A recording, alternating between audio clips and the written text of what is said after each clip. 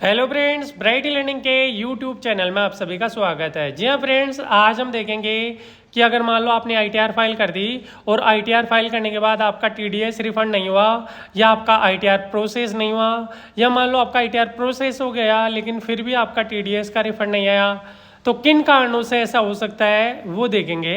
सबसे पहले हमने यहाँ पे आईडी और पासवर्ड से लॉगिन कर रखा है।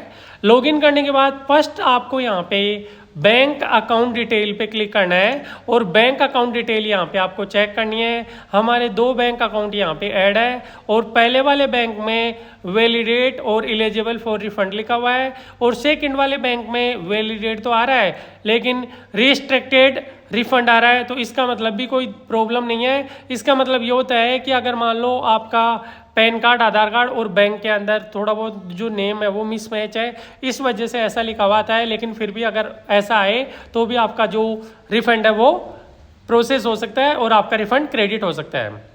बस यहाँ पे जो है ये ग्रीन की जगह रेड नहीं होनी चाहिए, अदरवाइज आपका जो टीडीएस का रिफंड है वो आपके बैंक अकाउंट में क्रेडिट नहीं होगा। या फिर note for eligible for refund अगर ऐसा लिखा हुआ है तो भी ये प्रोसेस नहीं हो पाएगा।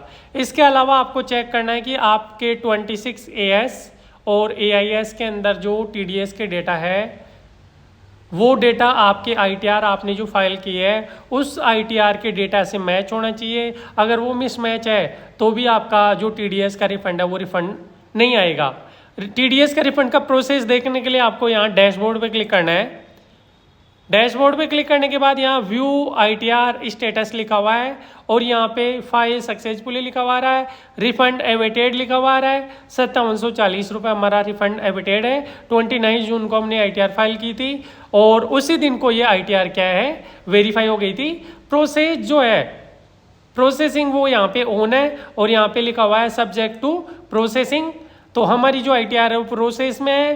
प्रोसेस के बाद भी अगर मान लो आपको इसका स्टेटस चेक करना है कि आपका रिफंड जो है वो बैंक में आया कि नहीं आया, कई बार क्या होता है कि यहाँ प्रोसेस बताता है और आपका जो बैंक जो टीडीएस है वो आपके बैंक में क्रेडिट हो जाता है या मान लो प्रोसेस में आ जाता है। ये चेक करने के लिए आपको सर्विस में जाना है। सर्विस में जाने के बाद यहाँ नाउ योर रिफंड स्टेटस पे क्लिक करना है।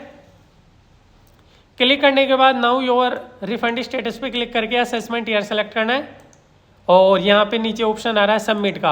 सबमिट के ऑप्शन पे यहाँ पे क्लिक करते हैं तो refund send to refund banker on 11 August 24। तो आज 11 अगस्त को हमारा जो टीडीएस का अमाउंट है वो हमारे बैंक को भेज दिया गया है। ये नहीं है कि जिस दिन आपका अगर टीडीएस का अमाउंट भेजा गया हो उसी दिन आपका अमाउंट टीडीएस का बैंक में क्रेडिट हो। इस प्रोसेस में भी नॉर्मली टाइम लगता है। इसका जो नॉर्मल टाइम होता है 5 से 7 डेज का होता है, वर्किंग डेज का।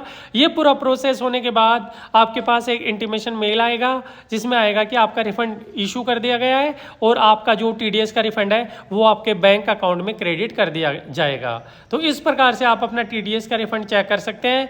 अगर मान लो इसके अलावा भी आप ग्रीवेंस लगाना चाहो तो ये भी यहाँ लगा सकते हो। अगर आपका प्रोसेसिंग टाइम जो काफ़ी ज़्यादा हो गया तो आप यहाँ ग्रीवेंस वाले ऑप्शन पे जाएंगे।